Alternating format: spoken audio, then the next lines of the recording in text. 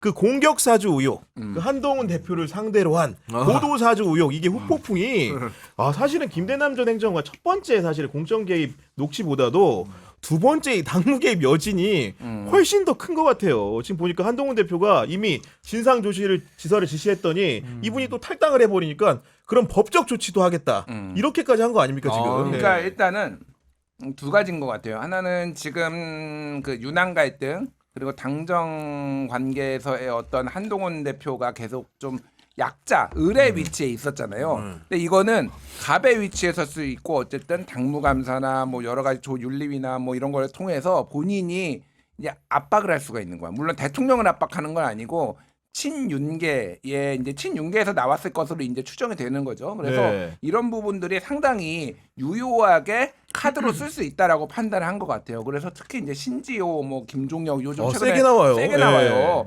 그러니까 재밌는 게 뭐냐면은 신지호 이제 부총장이 상당히 이게 정리를 잘 해놨더라고. 뭐냐면은 7월 10일 날 올해 7월 10일 날 이명수, 김대남 이제 녹취가 있으면서 이 얘기를 하잖아요. 네. 그리고 7월 12일 날 그 서울의 소리가 보도를 해요. 이 여론조사 한 거. 근데 지금 이제 사람들이 오해하고 있거나 처음에 잘못 알고 있던 게 서울의 소리 녹취 아니 서울의 소리의 이 이미지 여론 한동훈 이미지 여론조사 네. 조사를 했다라는 거 이거를 보고 그 원희룡이 공격을 했다라고 알려져 있는데 공격을 한 거는 7월 10일 MBN에서 한 거예요. 그러니까 보도가 나오기 전에 한 거야. 원희룡이? 그래요? 네. 아 그래요? 7월 10일 날 둘이서 얘기하고 7월 12일 날 보도가 나왔고 원희룡이 공격한 거는 MBN에서 TV 토론하는데 7월 11일 날 한 거니까 그러니까 서울의 소리 보도가 나오기 전에 했다라는 거. 이거 신지호가 얘기한 거. 신지호 부총장이. 그렇구나. 그러니까 네. 야 그러면은 이거 어디서 한 거야? 원희룡은? 이거는 그리고 대회 비었다라는 거예요. 알만한 사람은 알 수가 없는 건데 그러면 네. 이거를 알 수 있는 사람은 당시에 총선 TF와의 이거 백석 만들었던 총선 백석 TF의 관계자. 그러니까 이거는 지금 조정훈을 치는 거고요. 조정훈이 이제 한동훈 입장에서 완전 괘씸되잖아. 나 조정훈이랑 그러니까 나 한동훈이랑 동갑이고 막 이러다가 배신 때리고 약간 지금 저쪽에 붙었잖아.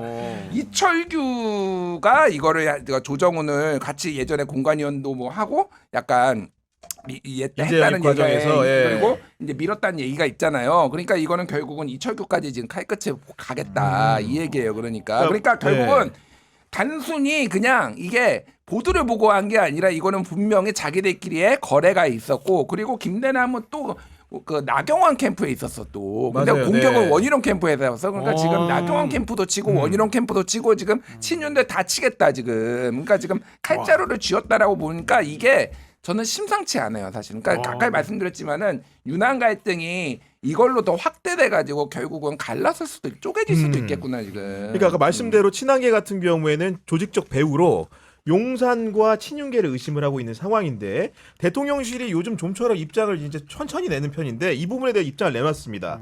녹취록을 근거로 대통령실과 당의 갈등을 조장하는 것은 온당치 않다. 한마디로 얘기하면 한동훈 대표를 유시한 친한계의 공격에 대해서 굉장한 불쾌감을 표시한 거거든요. 이게. 근데 이게 사실 이제 공격 사주라고 우리가 부르는 건데 네. 사실 이게 뭐 정당법 위반 소지도 좀 있어요. 당대표 경선의 자유를 방해하는 상당히 포괄적으로 처벌을 하기 때문에 나중에 이제 고발이 들어가면 사법적인 처리가 가능하겠죠. 근데 여기에 대해서 사실 한동훈 대표가 피해자 아닙니까? 그 화가 많이 날 일이에요. 그래서 네. 이제 초강경 대응을 하겠다는 건데 전 참 안타까운 게 뭐냐면 이거는 한동훈 대표 입장에서는 좀 소비시킬 수 있는 이슈, 뭐 2, 3주끌 이슈는 되지만 크게 국민들이 관심 있는 이슈가 아니에요. 국면을 바꾸기에는. 그러니까 국면을 네. 바꾸기에는 너무 이거는 무딘, 정말 솜방망이 중에 솜방망이라서 그냥 요거 한 2주 갈까요? 2주 가고 나서 그냥 고발하면 그 다음에 더 할 것도 없어요. 뭘 더 하겠습니까? 그렇다면 이제 의원들을 돌려 세우거나 뭔가 당내에서 한동훈이라는 정치인 당 대표의 발언권을 늘리는 영향력을 늘리는 차원에서 머리를 써야 되는데 전 요거 가지고서 뭐 재미 볼 수가 없는 이슈다라는 생각이 들어서 이게 뭐 간단한 문제다라는 뜻이 아니고 이것만 가지고 한동훈이 돌파하기에는 연료가 너무 부족하다. 그래서 결국 한동훈 대표는 제가 누누이 얘기하듯이 본인이 뜻을 세웠으면 발광체로서 강행을 해야 됩니다. 네. 강행을 하든지 그걸 강행하는 게 어렵다면은 대통령에 대해서 출당을 하든지 둘 다 안 되면 본인의 직을 걸고 뭔가 정치적인 이슈를 본인이 좀 끌고 갈 수 있는 힘을 발휘해야 되는데 아마 다 못할 거예요, 셋 다. 그래서 결국에는 본인이 사퇴도 걸고 일을 못한다면 최종 운명은 강퇴를 당할 것이다. 그러니까 쫓겨날 겁니다. 그래서 저는 이번 겨울이 한동훈 대표에게는 상당히 추울 거고 이번 겨울까지 만약에 버틴다 하더라도 내년 연초부터는 또 이제 내년 4월 재보궐선거 또 다가오거든요. 그러니까 이거는 뭐 야 진짜 물 건너면 악어떼 나오고 악어떼 건너면 밤에 불이 없고 얼어 죽고 모든 게 산 넘어 산이에요 지금 한동훈 대표는. 그러니까 지금쯤에 한동훈 대표는 이런 생각 할걸요? 내가 이러려고 당대표가 됐나? 아마 이런 회의감에 많이 빠져 있을 겁니다. 근데 김대남 전 행정관과 관련된 게 한동훈 대표를 향한 그런 사주 의혹뿐만 공격 사주뿐만이 아니고 실제로 앞에 보면 비판 언론을 상대로 해가지고 시민단체의 그런 고발을 사주하게끔 했다라는 또 다른 굉장히 중대한 문제가 또 있지 않습니까? 세민연이었나? 네. 고발 사주. 뭐 맨날 고발 사주야. 거기는 다른 고발 고발 사주. 사주는 고발 사주가 있어. 네. 니들이 직접 하라고 그냥 고발을. 또 저쪽 참, 용, 저 용사는 또 사주를 볼 수도 있잖아요. 아, 다 그- 사주판이야 지금. 그게 나 사주야? 다 사주예요 지금 모든 게.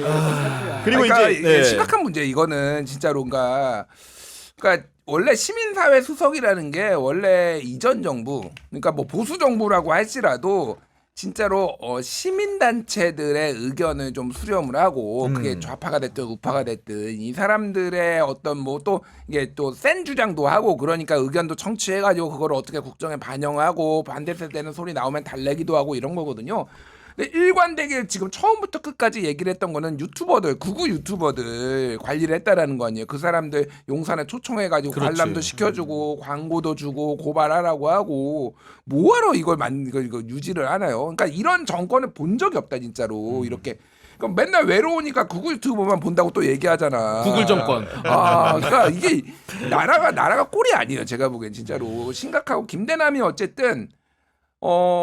바보는 아니에요. 네. 바보는 아닌 게 사람 보는 눈이 정확하잖아. 무능하다, 꼴통이다, 제정신이 아니다. 정확하게 사람들의 세간의 시선과 정확하게 일치하는 거를 하는데 정말로 그러니까 이익 앞에서는 진짜로 뭐라고 해야 되나? 그러니까 이게 어떤 그 정치를 해서는 안 되는 사람들이다. 그러니까 이거 전형적으로 본인이 먹으려고 하면은 무슨 짓을 한다라는 거야. 아까 전에 얘기했잖아.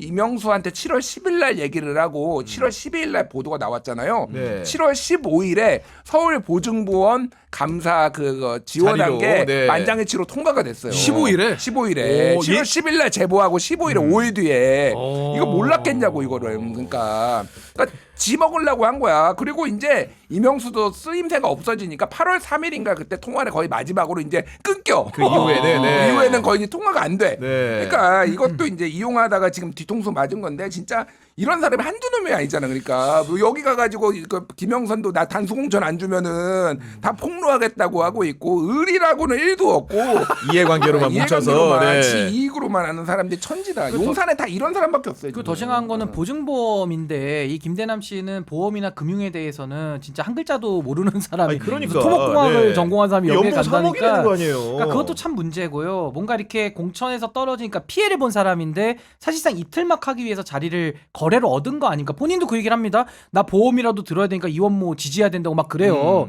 얼마나 비굴합니까? 근데 보험을 잘하시는 분이네요. 보험을 설계나 감독은 못하는데 드는 건 잘해. 보험을 잘 들어. 그게 진짜 보증 김영선은 보험료로 수돗물을 마셨고 여기는 보험으로 이원모 가서 지지선언으로 보험료를 냈거든요. 보험 망이네. 보험 완전 보증. 아니 그래서 저는 정말 이 언론에 대해서 그러니까 소위 말하는 옛날에 블랙리스트 좀 더 확대해서 네. 그 말한 그러니까 자신들을 비판하는 언론사를 재갈 물리고 혼내주기 위해서 공무원들이 동원된 거거든요. 이거 범죄도 심각한 범죄예요. 그래서 이게 뭐 국가공무원법 위반, 공직선거법 위반, 업무방해죄, 국고손실죄 뭐 하나부터 열까지 너무나도 많은 범죄 네. 혐의가 적용되기 때문에 지금 김대남 씨는 그렇게 노력인가요? 하여튼 뭐 어떻게든 애써서 들어간 건데 제네시스도 더 오래 못할 것 같아 제가 볼 때는 차 나온다며. 야, 그러니까 네, 네. 오래 못할 것 같아 기사, 이제. 그리고 판공비 470만 원 한 달에. 그러니까요. 네, 그 올해 이제 못 쓰실 것 같아. 그러니까 여기서 엄청나게 본질적인 문제에 저희가 맞닥뜨리게 되는 건데 아까 말한 대로 경력 사항 자체가 서울보증보험공사의 2인자 감사 자리에 갈 만한 인물이 아니에요. 그러면 이 사람을 누가 꽂았는가? 근데 뭐 네. 솔직히 경력이 안 맞는데 그 낙하산이 가는 경우는 너무 많아서 우리가 네, 많긴 그거는 하죠. 네. 그럴 수 있는데 김문수. 지금 보수 진영에서 특히 친한계에서 이게 의아해하는 거는 이게 3급이라는 거예요, 정확하게. 그러니까 비서관이 아니라 행정관인데 선임 행정관도 뭐 아니었다. 뭐 어쨌든 뭐 네. 3급이었다라는 건데 이 자리는 3급 자리가 아니라는 거예요. 그러니까 비서관도 가기 힘든 자리라는 거 아닙니까? 비서관도 가기 네. 힘든 자리인데 도대체 김대남이 뭘 했길래 이렇게 잘 보여가지고 갑자기 3급 가기 힘든 이런 좋은 자리를 갖느냐라는 얘기는 결국은 이거는 딜이 있었다. 정확하게 김건희랑 있는지 네. 누구랑 있었는지 모르겠지만 딜이 있었다라는 왜냐면은 거를 이제 제가 오늘 보여준다는 조간 보도를 맨눈으로 보다 보니까 동아일보에 여권 관계자를 소스로 이런 얘기가 나옵니다. 총선 예비 후보로 등록했다가 공천을 받지 못한 김대남 전 행정관을 대통령 측근 A씨가 감사 자리에 추천했다는 이야기가 있었다고 했어요. 동아일보가 그래서 A씨의 입장을 듣기 위해 수차례 연락을 시도했지만 연결이 되지 않았다. A씨? 네. 대통령 측근 A씨? 네, 그런 표현이 나오더라고요. 그러니까 결국은 이 자리를 놓고도 여권 안에서도 김대남 전 행정관이 가기에는 약간 좀 이상하다라는 공감대 정도는 있는 거예요. 아까 김준일 평론가님 말씀대로. 그 제가 얘기하는 네. 게 아니라 신지호, 김종혁 이런 분들이 얘기하는 네. 거예요. 이 자리는 이 정도 스펙으로 갈 수 있는 언더 스펙이다 이거는. 그렇게 얘기를 하니까 그러니까 자기들이 조사를 해보겠지 그러면. 난 그래서 이거는 이게 전국은 답답한데 꿀잼이다. 지들끼리. 좀 내전이네, 내전. 내전. 자, 근데 지금 이런 내전이야, 상황에서 이게. 지금 기본적으로 그 한동훈 대표 여하간 당내 리더십을 확립하기 위한 하나 일환으로서 이걸 세게 깃발을 들고 나가는 건데 오늘 그 나경원 전 의원이 또 참전을 합니다. 그러면서 이제 김대남 전 행정관의 특보가 기본적으로 누구의 특보를 당대표 선거 때 본인의 특보를 했다 보니까 해명 차원도 있고 설명도 하는 건데 어떻게 반박을 하냐면 한동훈 2030 호감도와 이미지 조사 부분을 이제 언급하면서 여의도 연구원에서 실행했던 당시에 총선 백서 특위위원이었던 이상규 위원이라고 계셨나 봐요. 이분이 그보다 일찍 유튜브 채널에 나와가지고 그런 조사 내용을 알렸다는 거예요. 그러면서 이제 전파가 돼가지고 10일쯤에 그 이후에 말하는 대로 김대남 전 행정관이 그 설명하는 상황이 오게 되고 12일에 기사가 나왔다. 그러니까 이게 김대남도 소스가 정확하게 뭐 대통령실의 사주나 공작이 아닐 수 있다는 얘기를 애들로 어떻게 방어해 준 겁니다. 방송 보고 얘기한 걸 수 있다. 네, 그러면서 그런 얘기를 하면서 개인적 일탈을 조직적 음모니 하면서 더 키워 그들의 탄핵 시나리오의 밑밥을 덕성 물은 꼴이라고 하면서 한동훈 대표를 어떻게 보면 강력하게 비판하는 겁니다. 그러니까 지금. 이제 네. 나경원 의원도 이제 가만히 있을 수만은 없다 하니까 한동훈 대표 꼴밤 때린 거죠. 꼴밤 한 세대 오늘 논 건데 네. 그러니까 결과적으로 이제 김대남이라는 사람과는 다 이제 그동안 관계 있었던 사람들 직간접적으로 다 이제 손절을 치고 있는 이런 분위기인 거고 결국 한동훈 대표가 이제 세게 나왔잖아요. 요 이슈는 이제 본인한테 워낙 유리하다 보니까 세게 나오니까 이제 당내에서 한동훈 대표를 비토하는 사람이 얼마나 많습니까? 특히 한동훈 대표 영향력이 적다 보니까 또 저렇게 세게 나오면 작용과 반작용이 동시에 작용하는 거거든요. 그렇겠죠. 네. 그래서 아마 나경원 대표를 중심으로 또 아마 조만간에 또 홍준표 시장 또 올릴걸요? 그러니까 이런 식으로 또 한동훈 대표가 세게 나오면 나올수록 기존의 정치인들은 또 이럴 때는 또 한편 먹고 또 한동훈 대표한테 계속 꼴밤을 또 때릴 수가 있어요. 그래서 여기에 대해서는 어쨌든 나경원 의원 입장에서는 또 본인의 입장을 또 내야 되니까 그런 입장 낸 거 아닌가 아니 싶습니다. 뭔가 쇠기를 받는 것처럼 곽수환 씨도 봤지만 어제 만찬을 또 이제 한동훈 대표 없이 했잖아요. 없이 했잖아요. 그거 좀 어떻게 쓸쓸했어. 봤어요, 곽수환 씨네. 아니 근데 밥 먹는 거. 아니 뭐 어떻게 봤다는 게 아니라 그 말도 안 돼. 유치해. 그 상황 자체가 너무 이런 말씀 드리기 뭐하지만 여기 신문사지만 뭐 애새끼들도 아니고 지금 뭐 하는 거지? 아니, 난 솔직히 먹는 거 가지고 이러잖아요. 네. 우리 정치 비상구만도 못해. 한참 못해. 우리도 사과즙을 주는데 저만 쏙 빼고 줘보세요. 진짜 삐져서 안 나오지 진짜. 저희는 그런 두 개 것처럼. 드리죠, 두개 그러니까요. 또 드립니다. 어떻게 네. 먹는 거 가지고 그렇게 하는지 참 정말 옹졸하다. 아니 그리고 만찬 시간도 지난번보다 45분 가량 길었다고 하고 지난번에 오미자 차만 내줬는데 이번에 맥주도 내줬다고 하고 맥주 뭔가 이제 또 인사 기회도 추가가 줬다고. 되니까. 인사 네. 그 맥주는 아무래도 윤석열 대통령이 못 참은 것 같아. 야 어떻게 2시간 동안 술을 안 먹나 이러면서 맥주 정도는 해야지 뭐 이렇게 나온 것 같은데 뭐 모르겠어요. 그러니까 이게 다른 평상시 상황이었으면은 그냥 아무 오해 없이 뭐 오해고 이런 구설수가 안 나오겠지만은 거의 지금 유난 갈등으로 지금 모든 전국이 다 쳐다보고 있는데 꼭 이렇게까지 해야 되나? 그러니까 이거는 너무 확실한 시그널인 것 같아요. 그래서 그러니까 필요하다, 솔직히. 네. 지들끼리 밥 먹는 것까지 우리가 다 알아야 되나? 뭐 이런 생각이 많이 맞아. 들고요. 빨리 좀 둘 중에 하나 빨리 사퇴 좀 했으면 좋겠다. 알아서 좀 이 문제가 해결되게. 그리고 아까 전에 그거 얘기 말씀드리면은 그 한동훈 이미지 조사. 네. 7월 11일 날 MBN TV 토론에서 문제 제기 원희룡이 했잖아요. 네. 그리고 7월 12일에 매일경제가 그 보고서를 입수를 해서 보도를 해요. 단독이라고. 그렇군요. 네. 제목이 이거야. 젠틀한 그 아저씨 다가가긴 어려워. 2030에게 한동훈 이미지는 이렇다는데. 그래서 그러니까 이제 그게 2030 청년대상 한동훈 위원장 호감도미 이미지 분석 보고서를 했다라는 거예요. 그게 뭐 70억을 쓴 건 아니고 뭐 한 18억 원 정도 썼는데 그 중에서 설문조사 몇 개가 이제 항목으로 들어간 거지 다른 내용을 쫙 하면서 들어갔다라는 중간에, 게 네. 친한계 쪽의 주장이 어쨌든 뭐 돈을 쓴 거는 맞는데 내용이 이렇게 나갔다는 거. 어쨌든 한동훈은 젠틀한 아저씨인데 다가가기 어렵다라는 게 이렇게 나왔다라는 거예요. 그러니까 이걸 왜 그 상황에서 하냐고. 총선 솔직히. 상황에서. 총선 상황에서 왜 네. 하냐고. 그 한동훈 쪽의 얘기는 뭐냐면은 윤석열 대 이재명 구도로 이 선거를 치를 수가 없기 때문에. 한동훈 대 이재명 구도로 바꾸기 위해서 했다라는 건데 이거 여론조사하면 바뀌어 그게? 근데 우리 평론가님 말대로라고 하면은 제가 대통령실이면은 이거는 아주 기함을 토할 일인데. 그치. 그러니까 내가 지금 선거 치르면은 너 얼굴로 치를 수 없으니까 내 얼굴로 치러야 돼서 그런 조사했다고 하면은 그거 어떻게 생각 들어요? 정권 네. 말미도 아니고 이 새끼 봐라 이거 뭐야 이거 막 이럴 많이 거 아니야. 컸다 아 이런 이건 거지. 오해할 만한 것 같은데 그거는 그런 이유라면 서로 싫어할 만한 한동훈도 솔직히 내가 보기엔 이거는 좀 황당한 얘기고 네. 이거를 왜 갑자기 이미지 조사 그러니까 전형적인 나르시시즘 정치 본인의 이미지 어떻게 보이시는지 이런 거 좋아하는 그런 스타일인데 한동훈도 문제가 있고 그걸 가지고 또 공격해서 이거 네. 찌르고 그러니까 지들끼리 그냥 다 망했으면 좋겠어. 난 진짜. 아니, 그러니까 이게 콩가루 전쟁의 연장전 아닙니까? 네. 사실은 그 전당대회도 우리가 좀 복귀해 보면 뭐 서로 이제 폭로 전당대회, 그래서 폭로의 힘이라라는 그런 맞아. 오명도 썼고 꿀잼이긴 그때 했어. 뭐 의자 날라다니고 난리 났습니다. 뭐 체어샷도 있었고 맞아. 여러 가지 지금 뭐 격하게 해서 여기까지 온 건데. 한동훈 대표가 63%의 지지를 얻어도 당을 장악하지 못하잖아요. 그러니까 저는 권력의 교체보다 더 위험한 게 권력의 공백이라고 보거든요. 지금은 윤석열 대통령과 한동훈 대표가 커플링이 돼가지고 지지율이 동시에 떨어지고 있기 때문에 하락 동조화 현상으로 더 이상 한동훈 대표가 권력을 차지할 수가 없는 상황이 돼버렸어요. 윤석열 대통령은 그래도 밥이라도 주고 먹을 거라도 주고 자리라도 주지 한동훈 대표는 줄 것도 없는 거예요. 그렇죠. 그러니까 네. 이런 상황 속에서 앞으로도 그 콩가루 내전이 계속 연장전식으로 더 나올 텐데 앞으로도 또 폭로가 쏟아질 거거든요. 그러니까 이게 지금 국민의힘은 앞으로 뭐 대선도 많이 남았고 또 짧게로는 이제 앞으로 재보궐선거라든지 여러 가지 선거들이 있잖아요. 이거 단일 대우로 지금 당을 할 수가 없다. 이 한 지붕 두 가족이 아니라 거의 뭐 한 지붕 한 세네 가족 정도 지금 되는 거 아닌가. 근데 이거를 수습할 사람이 없다라는 게 지금 보수의 가장 큰 문제인 문제고 거죠. 네. 보수 지지자들은 지금 마음 둘 곳을 가질 수가 없어요. 그래서 저도 이제 지역에 있는 어르신들이 가끔 밤에 전화 오셔가지고 속마음을 털어놓으시는데 윤석열 한동훈 다 싫대요. 그래서 물어봐요. 누가 좋아요? 그랬더니 신인규요? 아니요. 김문수 좋다 그럽니다. 그래서 제가 예 알겠습니다. 아니, 제가 끊었는데 김문수가 최근 조사에서 꽤 실제로 뜨잖아요, 높게 요즘에. 나왔어. 높게 나왔어. 높게 나왔어. 저 그거를 네. 밑바닥 민심에서 한 확인을 나왔어. 했다니까요. 네. 그거를 어르신들이 김문수 좋아하더라고요. 김성애 의원도 그 얘기를 하더라고. 최근에 그 강경 보수층이 김문수를 중심으로 뭉치고 실제로 있다. 저는 육성으로 두 분한테 들었습니다. 실제로.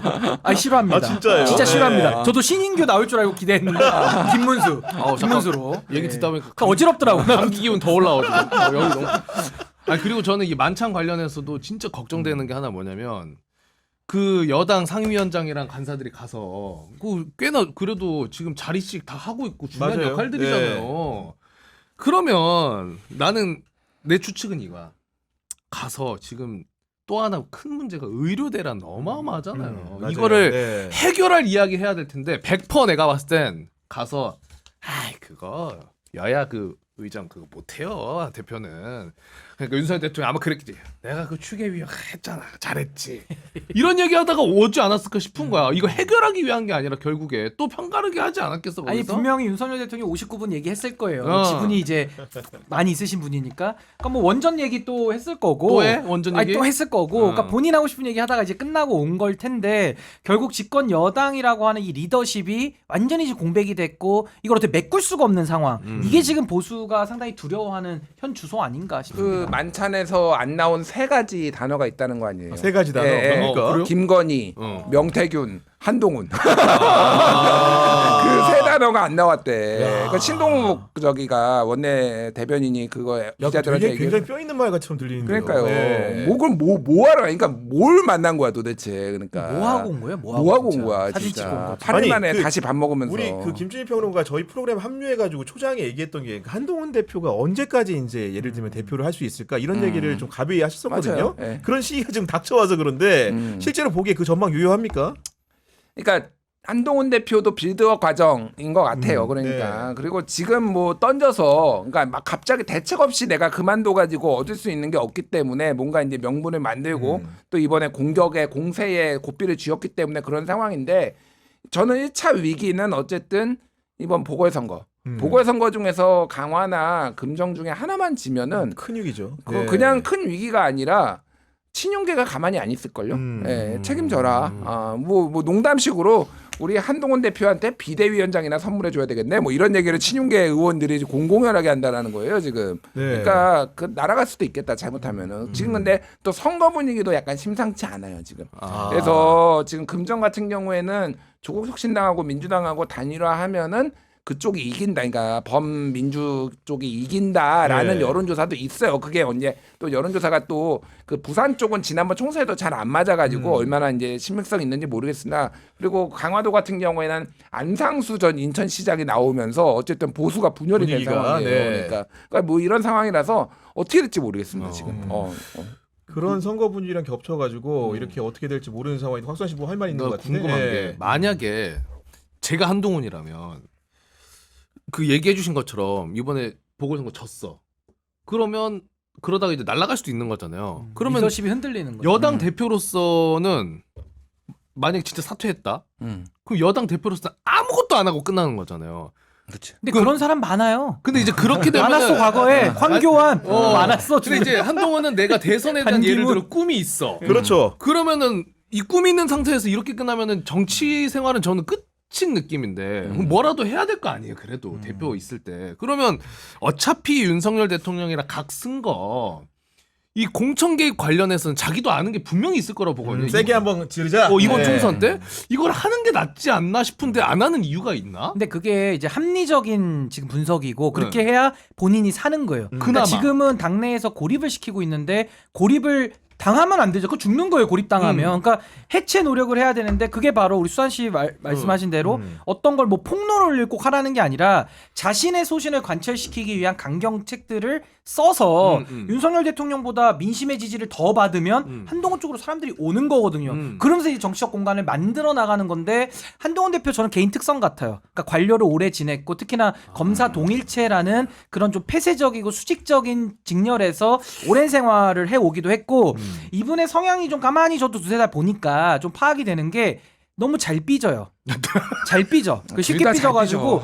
그래서 이제 한동훈 대표도 자기 마음 삐진 것까지는 알겠는데 풀어달라는 거죠. 근데 윤석열 대통령이 그거 풀어줄 사람이 아니거든요. 그래서 저는 한동훈 대표의 그런 개인적인 성향 때문에도 이게 아마 앞으로 돌파하기가 매우 어려울 것 같아요. 그러니까 잘 또 삐져서. 하나가 뭐가 있냐면은 사실은 뭐 공천 개입 얘기가 있잖아요. 본인도 알 거라고 얘기했잖아요. 네. 이거를 본인이 폭로를 하려면은 본인도 다칠 각오를 해야 돼. 그러니까 유열이 이래저래 수술을 하는데 정교하게 요 부분만 떼가지고 한 부분만. 이쁘게 수술이 네. 되는 게 아니라 피가 낭자하게 흐를 거예요. 그러니까 무슨 얘기냐면은 한동훈이 소위 말해서 이판사판 이렇게 마음을 먹지 않는 이상 안 되는 거야. 그러니까 근데 그 마음을 못 먹을 것 같아요. 그러니까 진짜로 뭐 먹을지 안 먹을지 모르겠으나 아직은 그 상황이 오지 않았다라고 보는 거지 지금. 그러니까 그게 어려워요. 그러니까 그 김건희, 윤석열, 한동훈이 얽히고 설킨 그 올라가면 고발 사주도 있고 뭐 얽히고 설킨 너무 조국 사태부터 해가지고 이게 너무 깊어가지고.